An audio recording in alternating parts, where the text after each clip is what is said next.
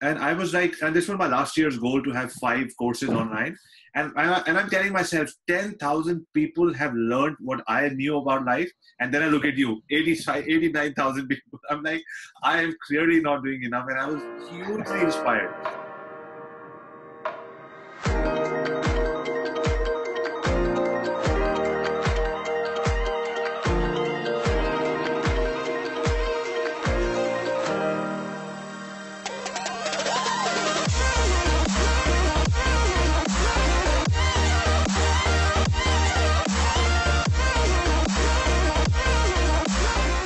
So, before we get started, the first thing I like to ask everybody is, what avatar would you like to choose for the rest of the show? Which avatar would you like to choose for the rest of the show? Hulk. Alrighty, nice. I like that. Hulk it is. So Mexico, huh? You're going to be there for a while? I'm leaving Monday to go to Spain. Oh. So no, I won't be. Lovely. Yeah, I came here for 2 weeks because 1 week is too short. I was in the Middle East and I had to come to a conference in Cancun. So it was, it's hard having to come to Mexico for a couple of weeks when you're traveling the world, but I did. And so next week I head back. I'll be going to Kenya, and then I'll be going to Kenya and Africa after Madrid. Wow. That sounds like so much fun. Scott, I have become, I'm so inspired by what you're doing, because I started my Udemy courses last year based on a niche, which was, so I wanted to go general by doing social media, but I went very niche by doing only for hoteliers. And I got some 10,700 students who enrolled in the program with a 4.3 rating on 5, which is not bad. And I was like, and this was my last year's goal to have 5 courses online. And I'm telling myself, 10,000 people have learned what I knew about life. And then I look at you, 89,000 people. I'm like, I am clearly not doing enough. And I was hugely inspired, because I like to follow and surround myself with people who are, obviously 10xing what I'm doing. So you're pretty much 10xing the game. But anyway, we backtrack a little bit. And the first section of the interview is always called What's Your Story? So tell us your story, where you grew up, about your family, your first crush, your first, whatever you want to talk, any firsts that you want to discuss with us. Well, let's see. I think my story started in grade 1 when my parents moved to Australia from Winnipeg, Manitoba. So basically the center of Canada to Melbourne, Australia. Wow. We were there 2 years. I was afraid of swimming. I was afraid of water when I left Winnipeg. I swam like a fish when I came back. And I just loved Melbourne. And I loved my friends. And I loved being there. And I was so upset when we left. I really wished we'd have stayed. And of course, my life would be completely different if we had. But my goal growing up was always to go back to Melbourne. And once I graduated university, I went back, spent 6 months in Australia, ended up going to Southeast Asia and India, and going around the world in my early to mid 20s. And then I did the corporate 40-year plan for 20 years, and had some kids and got divorced. And then now my kids are grown up, and I'm continuing my journey and my travels. But I think if we hadn't have left, I wouldn't have been wondering so much about what is out in the world and wanting to see it. And so that's... So if you hadn't left from Winnipeg, or if you hadn't left from Melbourne? Both. Okay. I hadn't thought of it the other way about Melbourne, but if I hadn't left Winnipeg, I think I would have, probably been very insulated and stayed there for most of my life. And I think if I'd have stayed in Melbourne, there would be no way you'd ever get me out of it. So probably would still be there. Lovely, love it. So tell me this. So there are digital nomads. These millennials are traveling, and some people are actually traveling, living life, and everybody has the right to do whatever they want in life.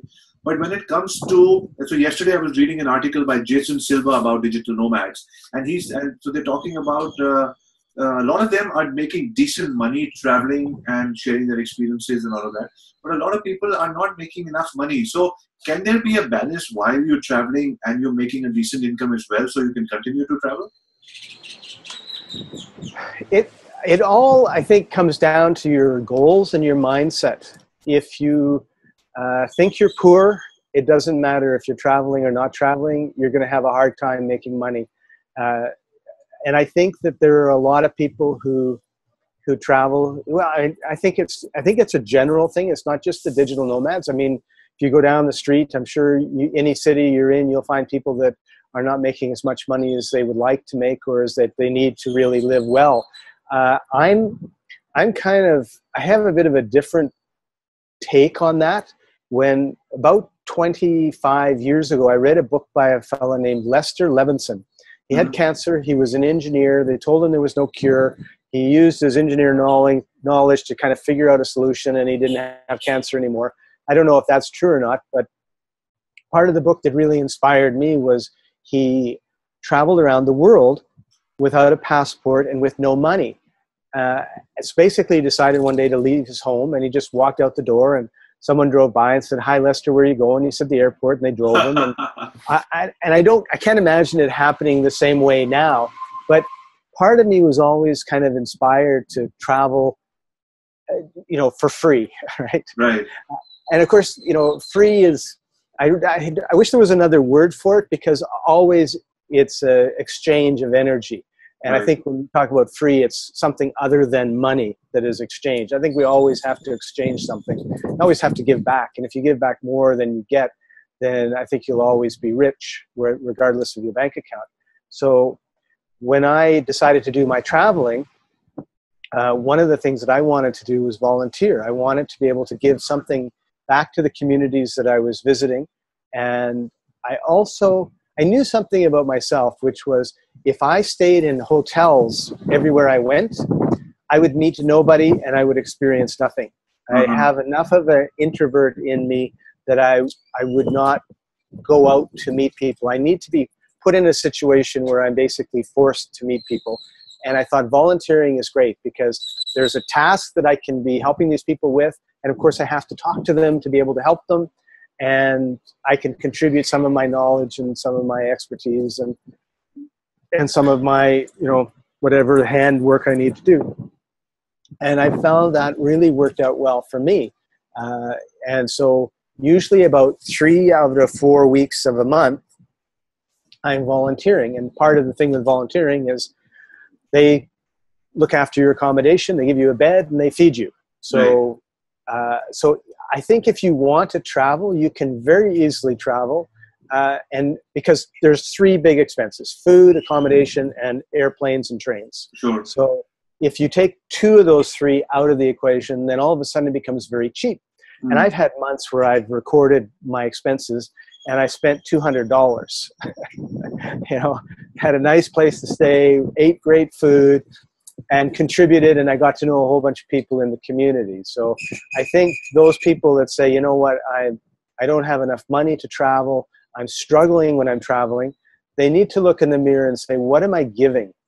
Okay. And then I know there are other people, they just want a job and it's a remote job. But then you have to change your mindset, because I don't help people with jobs. I help people get out of jobs. I think you're far better to have your own business doing your own thing than working for somebody. Right. And if, and so it's really easy to have your own business and travel if you set it up properly. Nice.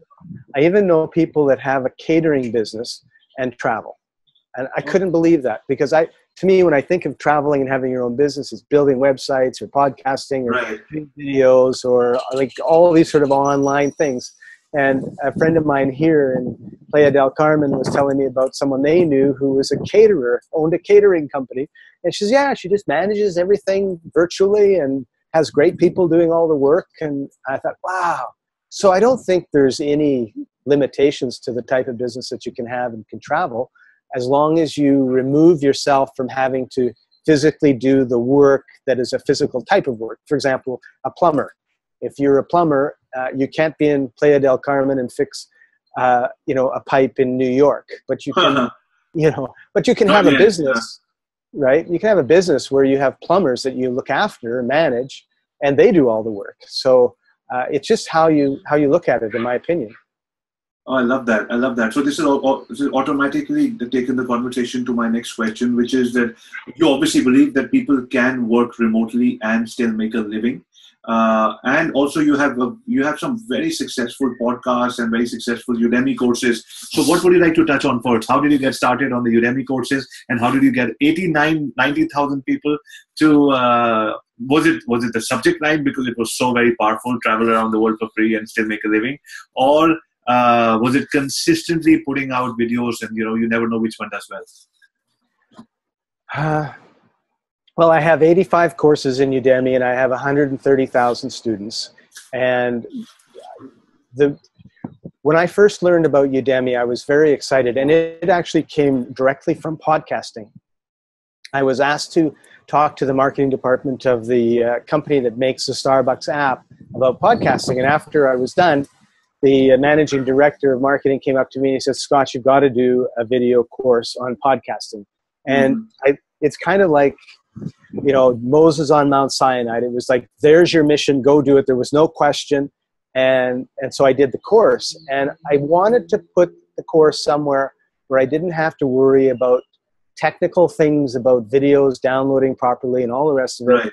And I looked at Udemy and I thought, this is great. There's no cost. I can put it up and I'll be done. And to be quite honest, I was quite prepared at that point to go on with my life and never make another video course. But I made the mistake of looking at other courses on Udemy, and I saw 5,000 students and $200 courses. And I thought, that's a lot of money. And I got excited about the potential. And I didn't realize that Udemy is very much the Walmart of video courses, and they sell mostly everything for $10 or $12. So the calculations were very, very skewed in my head.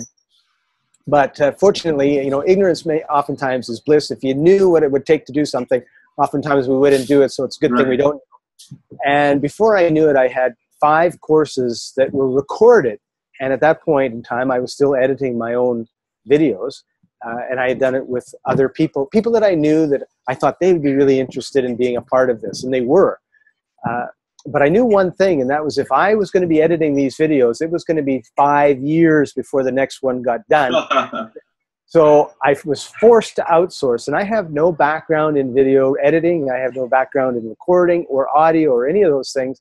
But of course, in my infinite wisdom, I thought that there was no one who could ever edit nearly as good as me. So it was really difficult to let go of it.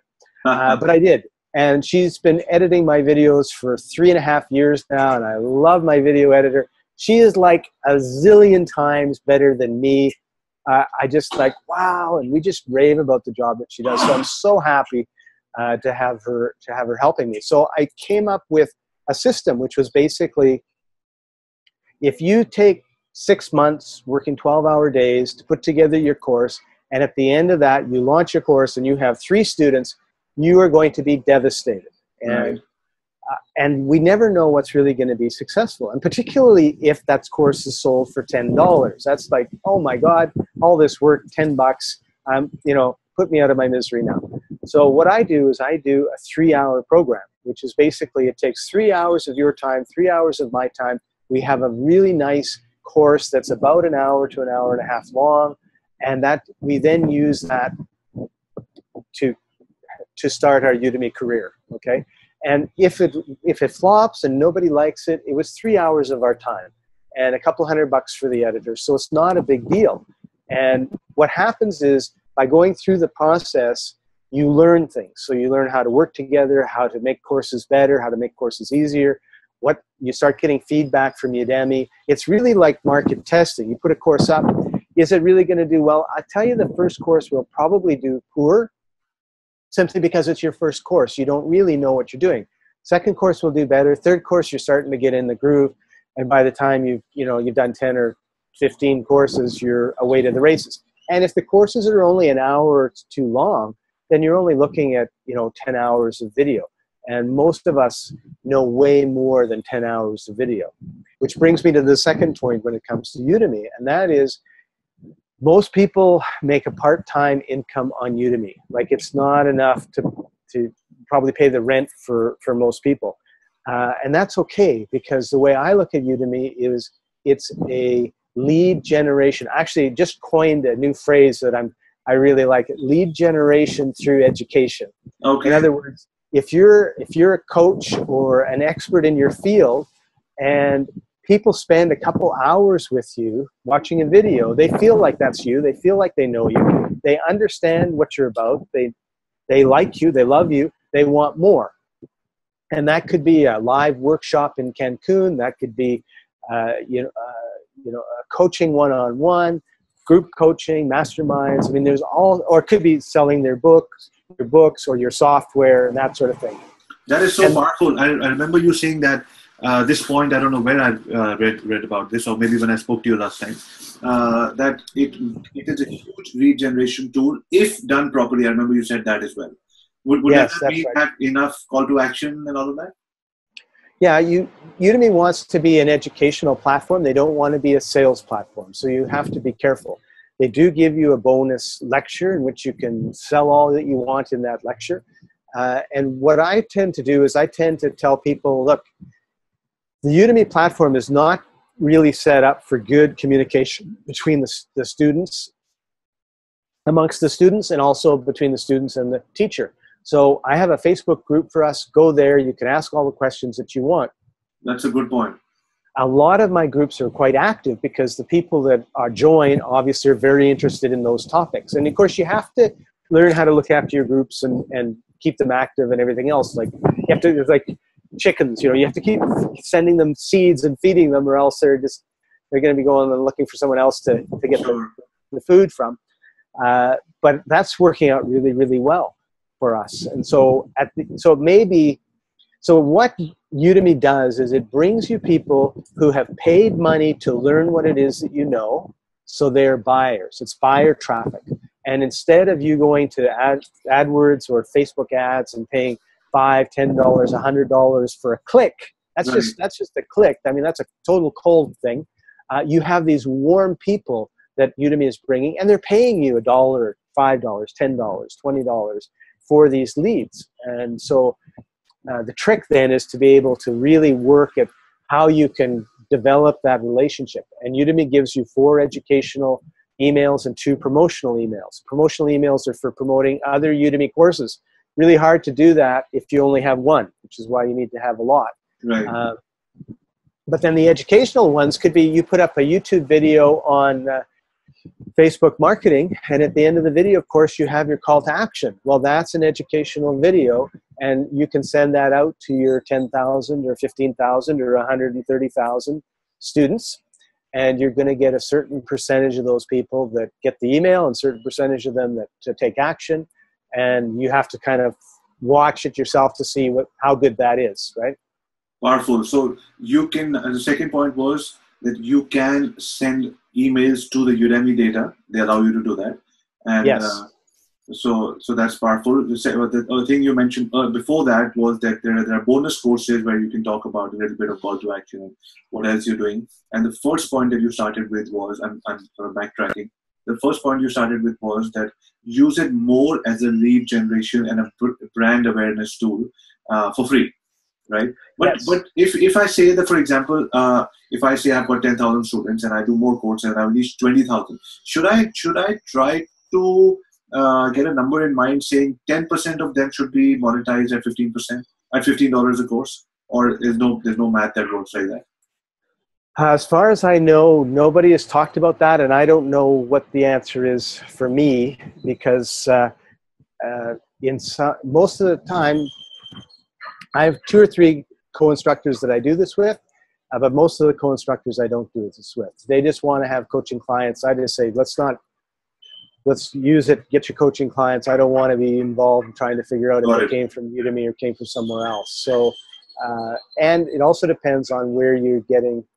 Like, a lot of Udemy students are from India, they're from Egypt, they're from Tunisia, Morocco, some of the poorer countries. So you get like probably 25 to 40% are from the States. Right. but you're going to get, so it kind of really depends. It also depends on what you're marketing.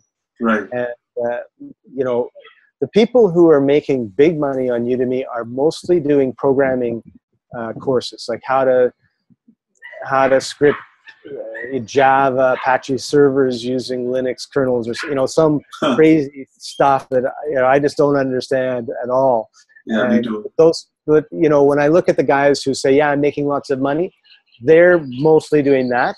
There are a few people that have done like Photoshop courses and YouTube marketing and that sort of thing that have been really well too.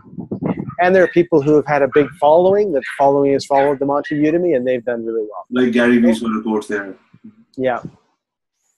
Got it. So 130,000 students, you said? 130,000 students. Yeah. How does that feel? That impact to say the 130,000 people, you connected to them using your laptop or phone or whatever. Yeah. How's that feeling? It feels amazing. And I'll tell you, the best feeling in the world is every morning when I wake up, after I get up and everything else, I check my reviews. Mm-hmm. I don't even check my sales first. I check my reviews. And to see, 5-star reviews and then the comments from the different people with the different courses. I mean, it's all a variety of courses. And just, wow, like you've really changed my life with this. And the light bulb went off on that. It's a really, really good feeling. Yeah. I can imagine that. So what's next, Scott? What's next on the burner? Well, my next goal on Udemy is 100 courses. So 85 to 100. So you have 15 more to go. 15 more to go, and 200,000 students. I hope to do that by the end of the year. And I'm probably going to spend less time. There's always a balance, and I've been out of balance just making courses because it's fun. I love to learn. I love to interact with different people. But what I really want to do now, moving forward, is pick the courses that are doing really well and work with those instructors to really, because what I haven't done is a lot of marketing. Like everything I've done has been predominantly Udemy only, which, by the way, is exactly what I did when I started podcasting. When I started podcasting, all I did was put content up in iTunes and see what happens. And what happened was 375,000 subscribers in the first year for my weight loss podcast. So what I want to do now is talk to those people, because everybody that I work with, of course, now is very good on video. So I want to do lots of videos with them, short ones, 3 to 10 minutes long, and really use those to drive traffic to the courses. And there'll be probably 2 prongs to that, between YouTube Live and Facebook Live, and then a little bit of backlinking. But the idea is just to create, because this is what I've noticed with a lot of people that are quite successful on Udemy, is they say, yeah, a lot of people come from YouTube to Udemy. You would think that being able to get all the knowledge in the world in video for free on YouTube would make them not want to go to Udemy, but that's not necessarily the case. Nice. And people also, I think what people forget, 2 things. One is not everybody's cheap. And if you help somebody with your YouTube video and there's a $10 or $20 coupon for the course, that person says, you know what, I really appreciate what they did. There's probably some really good information in that course. I'm going to buy it. Right. And we forget about the law of reciprocity a lot of times. So it's just like, oh, put everything on YouTube and nobody's going to buy. And of course, retail sales they've never gone down. So yes, they're always going to buy. So I think that, working with the groups to grow the groups that I've created and make sure that they're supporting the students well, and then putting on either YouTube or, I like YouTube Live better because it's HD resolution when you download it. For some strange reason, Facebook Live, when I download it, it's for 640 by 360 or something, and it's really, you can't upload it to Udemy and you can't upload it to YouTube and have a very good resolution. One of the things that happens once you've got a course live is if, like, for example, if you and I had a course and we got together and did something like Zoom and we were just talking about something that was related to the course, I could cut that out, and then I could add it as an additional bonus lecture to the course, which means over time, my hour-and-a-half course could become a 2-hour course, could become a 4-hour course, could become a 5-hour course, and that becomes like, wow, look at all the knowledge you're going to get for your $10, right? Without having to do it all at once. So I look at the courses as living things that are growing all the time, and just because you've got the course done and it's a couple hours doesn't mean that you're finished. It just means you've got it up, you've got students, you're getting feedback, questions that they ask. I'll often answer those questions as extra bonus lectures, and the students really love it. Wow, I love that. I didn't think of that. So you're saying, firstly, I love the way you said that you look at your courses like living beings. That is so beautiful. I've never heard anybody say that about anything digital. It just puts back life and humanity and, and that touch and feel heart back into an online course. I never thought of it that way. That's brilliant. But tell me, so what you just said was that, and I didn't know that, you said that you can go back to a published Udemy course and keep on upgrading it.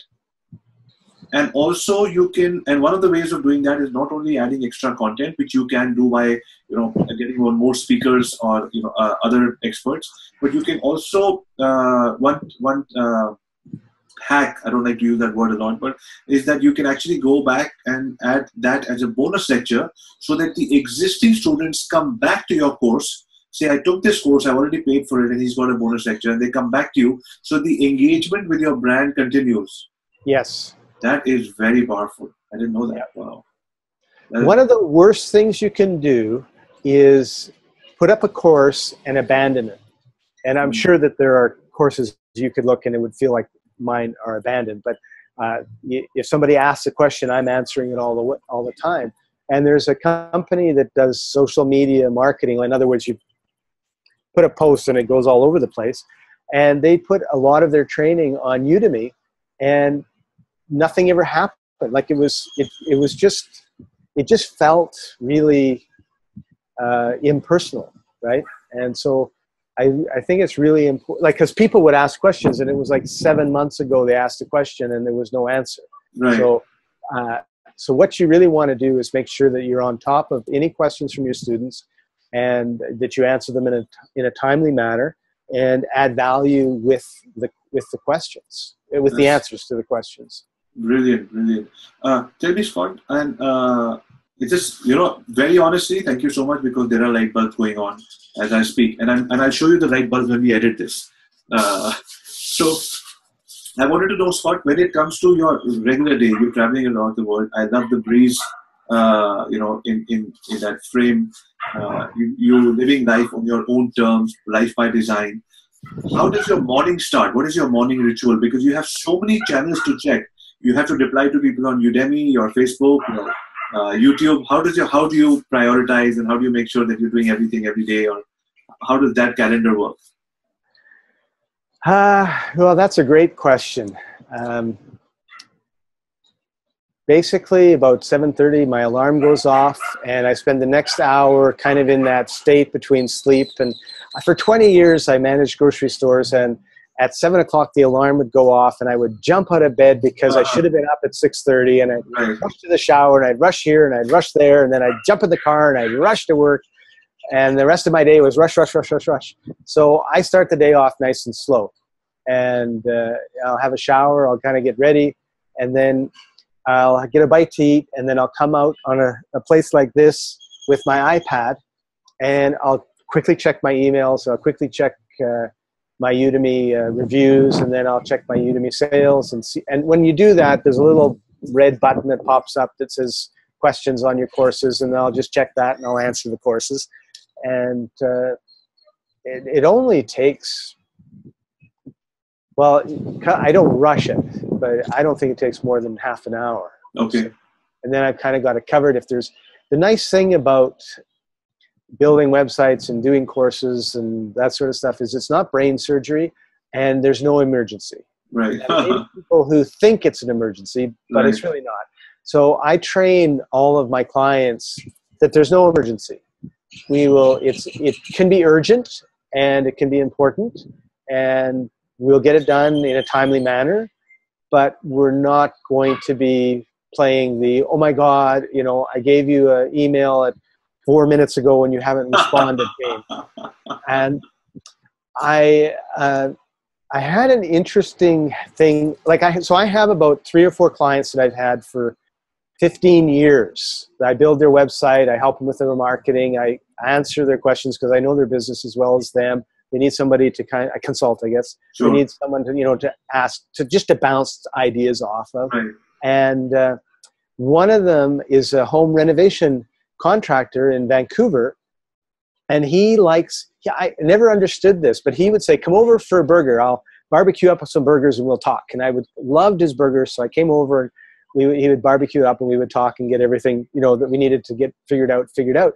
And I realized that he doesn't like really talking on the phone and he hates email. So when I left, he was always asking me, when are you coming back? When are you coming back? And I would say, in the spring, in the fall, in the spring, in the fall. And he says, finally said to me, you know, you sound like my contractors when they don't want to tell me when the job's going to be done. And I realized, and then he said, you know, I really don't like it that you were gone. And I actually went to another web design company and asked them to look at the site. And they came back and they said, you know what, Scott did a great job. There's nothing that we would change. And he's covered all the bases that we would cover. It's, you know, it's a really nice site and it's really nice for SEO and everything else. So he said, oh, I guess I'll stick with Scott then. And that's the only reason that he stayed. I didn't know this. And so what I did, when I realized that this was an issue for him, I wanted him to know that I wasn't just being irresponsible and, you know, being a hippie and running around the world. Right. And for the 2 years before I left, or 3 years before I left, 2 of them, my dad was really sick with leukemia and he ended up passing away. And for about 6 months after that, I was still going, so they were in Vancouver Island, I was in Vancouver. I was still going to Victoria to see my mom, make sure she was okay. And then about a year after that, my youngest son bought a house and he moved out. So all of a sudden I was an empty nester. And I thought, you know what? My kids are healthy and alive. My mom's healthy and alive. I'm healthy and alive. I don't need to stay here. I can fulfill my dream now. I have no responsibilities and travel the world. So, but my mom is 83 and in 2 or 3 years, she's not going to want to drive, but she's really healthy. And she's driving? She's still driving at 83. Not that she drives far. And when my dad was getting sicker and sicker and basically wasting away, she looked after him and he never had to go into hospice. He went into the hospital like for a day here and a day there. Right. He was in his home that he loved until the day he died. And I thought, you know, my mom did a lot for my dad. And I would ask her, you know, are you okay? And she'd say, oh, your dad's no problem. He doesn't complain. And I asked Dad and he'd say, oh, it's great. Your mom looks after me. And she's a real angel. And so, you know, as far as the ending of a life, I think my dad had probably the most beautiful possible ending to his life. But I didn't want my mom to go into a home, right? And no matter how nice it is, right? So I talked to my sister because we weren't sure what my mom would say. And she thought it was a great idea. And then we talked to my mom and I said, you know, when I'm done my trip, I'm going to come to Victoria. And when you need to drive, because I'm so flexible, right? I can schedule everything around everything. And I said, when you need to go to this club or your church or your curling club or whatever, like she's very active, then I'll just take it and I'll take my stuff and I'll find a coffee shop and work, or I'll come home and I'll come and get you when you're done. And she said, that would be really nice. So this is kind of my big trip before I then make another commitment to my family. Mm-hmm. And once I explained that to my contracting client, it totally changed everything. And I understood then the power of stories, right? Like he understood what my plan was and what I was doing, and also that I would be back. But he had something. He had my vision then, and then he could hold on to that vision and work with that. Before he had no vision. Scott's at a beach somewhere. I don't know if a shark's going to eat him and I'll never hear from him again. No, this is very powerful because, you know, as all of us who in our digital marketing journeys travel to different countries, I do get the sense that my clients, not only sense, I mean, they say it in exact those many words, that they're panicking. Internet Moguls has grown to, we're almost about 200 people in the company. We've got hierarchies, but still, wow. they want to work with me. They want me to oversee the projects. And I thought that there will be one day that the company works on its own. It's good. I mean, I feel important. I feel valued. That everybody wants to. I mean, my clients want me to. Sometimes it's just to say, you know what, I hate purple, and Avi has to come in and say, I love purple. They're like, are you sure? Oh, fine, we love purple too. So they just want that validation from me. But I like this idea of yours to say that, be vulnerable and tell them that this is why I have to travel, and I'm always available for you. Yes. There are so many light bulbs that are going on. It's just amazing, Scott. I'm having so much fun doing this. Thank you. We're at 35 minutes. We started 15 minutes late, my fault. And I asked for 45 minutes. Is it okay to go on for another 10 minutes or will you? You bet. You bet. As long as Okay. you want. Excellent. Thank you. So we learned about your morning rituals. We learned about how the power of story. I would also say the power of being vulnerable. I'm also getting from the vibe from you that, after so many years of doing different things in life, you seem to be, I'm getting that fearless vibe from you, that you don't fear repercussion unless if you're doing the right thing, you don't care how people judge you and how things happen. And the main thing that you're focusing on. Can I just jump in on that? That's fear is a really good topic. I'm glad you brought it up because I have fear. It's really interesting how different it is now than, say, 40 years ago. Right. And because I have a client that I've worked with since 2005, okay? And he's having a really hard financial time right now. So I've just cut back everything. I don't charge him for anything now. And and it was a hole, right? And there was a few times when I've had other clients where they just don't work. And I'm thinking, I'm really, there's a hole. How am I going to fill this hole that has been filled by these people, right? And the fear comes up and I recognize it. And then I stop myself and I just say, hang on a second. It's not hard to get another client if you really want another client. And then that part of me that's fearful sort of settles down.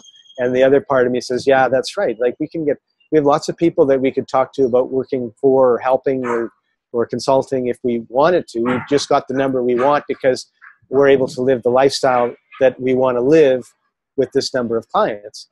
And but the fear comes up, and I think it's really important to address it and say, thank you very much for sharing that fear, whatever part of the mind it is that's doing it. I don't know about you, but I have lots of voices, right? 100%. And really appreciate it. You're doing your job. Now you can calm down. And here's what we can do, right? And I think because a lot of times I've noticed people, when you and I look at somebody and we see they're absolutely frozen in fear, but it's a fear that we don't have, and we're like, why are you even concerned about that? It's a little spider on the wall or something like that, but it's freaking them out. It's because that voice is just taken over. And I think as you go through life and you have your good times and your bad times and you get through your bad times, then you learn, I'm having a bad time this week, but I'm going to get through it. And I learned that in grade 8 because the teacher told us that I guess everybody did it, but I only think of me, that we had to get up in front of the class and do a geography talk. Mine was on Marco Polo, and it was on Friday. And on Monday, I was terrified. And Tuesday, I was terrified. And Tuesday, I said, I'm going to be playing tennis Saturday morning with my buddy. So no matter what happens at geography class, I'm going to be playing. And that got me through. And then I realized if I just look past the fear, it quiets down. And I had I did that presentation. And it was hilarious. Everybody was laughing and having a good time, not laughing at me, laughing with me. And it worked out really, really well. And obviously it wasn't so traumatic that I never got up in front of anybody ever again. But we have that fear, and I'm glad that you brought it up because you need to address it and become friends with it. Thank you very much for sharing that. Here's what's going to happen. It's going to be okay. And then it's I think of it as a little child, right? And the little child's scared, and you just say, no. Daddy's here, or mommy's here, or big brother's here. It's going to be fine. That is very powerful. I used to have I used to have somebody who used to talk to me about, we used to talk about mind and all of that. And they used to always talk about the fact that the mind is like a shy bride. So if you look at the mind quietens down and sort of curls up, and you have to tell him, it's okay, and it just opens up. So similarly, like you could say the mind is like a small child. So I like that analogy. And what I learned from this last segment that you shared with us was that doesn't matter who you are, how many years you've been in the business. And why I'm loving this is because very recently I had a long conversation with my sales team, telling them that although we've been doing this for 9 years, and to some extent, some people who join us, they feel that business should come to us and leads come to us and leads should convert on their own. But the biggest clients we've got is when we've gotten out to them and we've said, this is our story, because nobody cares about who you are. In our own heads, we think that, we've reached a certain pinnacle. But so what you just said was that if you lose a client, you can always go out, which taught me that everybody has to go out fishing or hunting for the right client every time. There's never going to be a time you sit back and people are coming to you. Or even if that happens, that's not consistent. So you still go out after clients when you need to? Yes. And this is why planting seeds is so important, right? Because I nurture lots of relationships over long periods of time. Right. And some become clients, some don't. And some don't become clients because I don't need a client, right? Sure. But if I needed one, like, oh, there's a nice, beautiful tree that I've been pruning for 10 years. And maybe I should just talk to them and see what their needs are. Like, I don't ever approach anybody by, you need this and you need that. I approach them with, like, what are your problems? What are you Right. struggling with? I'm struggling with this. Okay. And then I start giving them advice if they're open to advice. And so one of the books that really, and people that really influenced me was Blair Singer, who wrote Sales Dogs. And Okay. I saw him, it was actually really funny. I saw him speak and I ran to the back and I bought his book because I thought he just talked for 45 minutes. And this is amazing because this has really helped me with my sales problems. And the book must be way better. And I read the book and I was very disappointed because there was nothing in the book that he hadn't said in the presentation. Right. So it was, and so I had this like high and then this low. And then 3 months later, I couldn't remember what he said, but I had the book. So I was really happy that I bought the book. It was really a funny process for me. But he talks about, like, I thought you had to be a bulldog. I thought the only way to sell was to be a bulldog. I'd take my jaws and I'd grum onto your leg. And I wouldn't let go until you bought. And I'm not a bulldog, and I hated it. I'm a golden retriever. Like, scratch me behind the ears, pat me on the head, and let me help you. And my tail is wagging, and I'll do anything for you.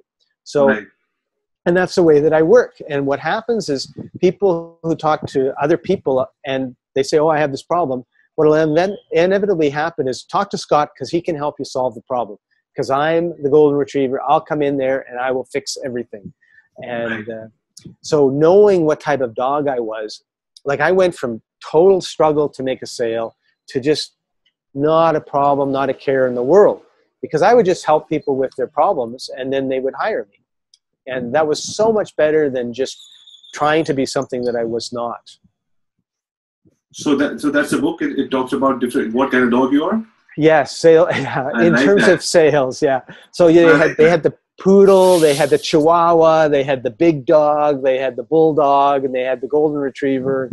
I don't know if they had any more or not, but it was like, and so you could figure out which type of sales dog you needed for which type of sales client, right? Some clients need to know every single little itty bitty detail of something. Right. Other ones, they want to be with somebody who's obviously in charge and follow them. And other people like to go to the parties and have the big diamond rings and that sort of stuff. And that's how they schmooze. And we see it in sales. Like when you look at, like in real estate, you can look at a whole bunch of real estate agents and you can just tell what type they, I see little dogs on their foreheads. Dog icons.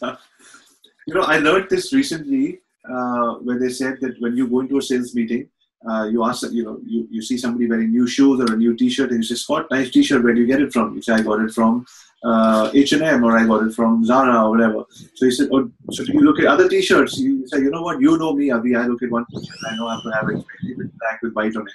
Or the other person says, I have to look at 10 t-shirts before buying. So this was a long drawn out decision.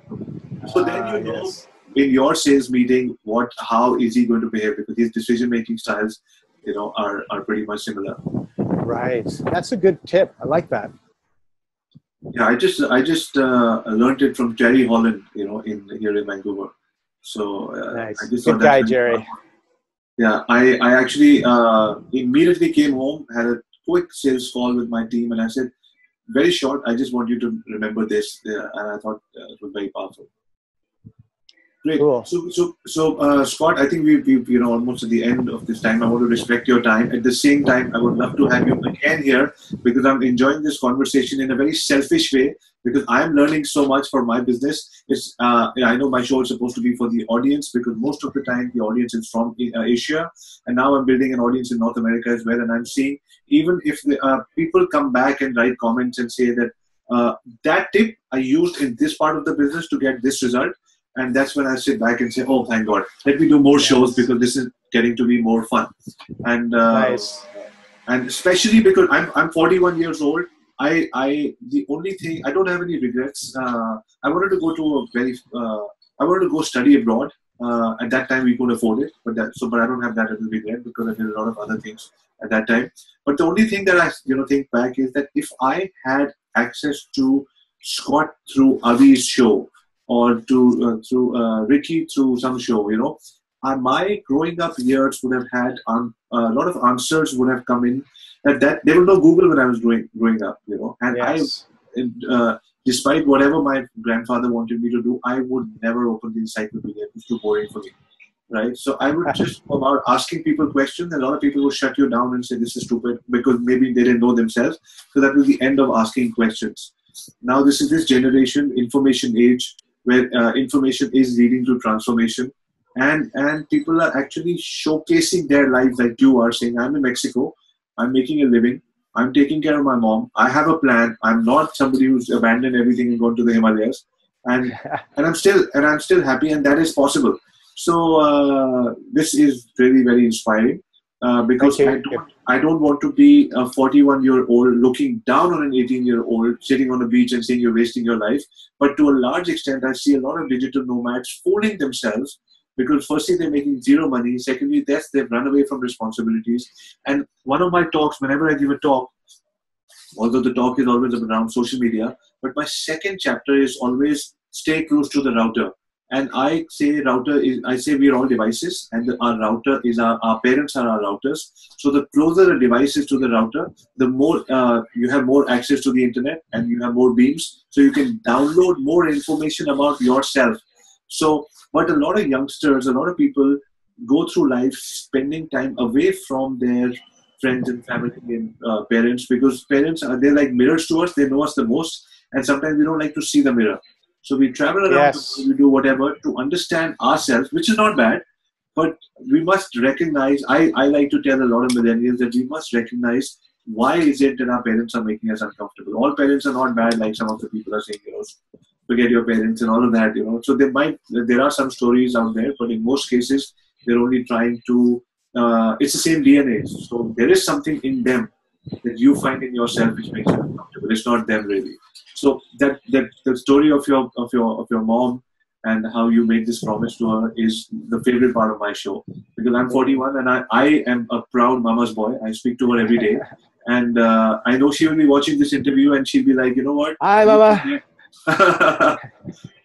She's going to be like, you know what? I wish you spoke slightly slower, or I wish your hair was done a certain way. So she's still, for her, I'm still a 10-year-old, and I love that about this relationship that we have. So Scott, thank you so much for sharing so much with us. The one thing that you've inspired me to do is be slightly more fearless. So two things. And the other thing is that I'm grateful, but I'm not done with the 10,000 students yet. So as you go build about your 200,000 students, I'm going to go make it 25,000. Excellent. Way to go. And thank you, Scott. And I have to tell you, I'm very excited because next year I'm going to be in India, and I'm looking forward to spending some time at your hotel.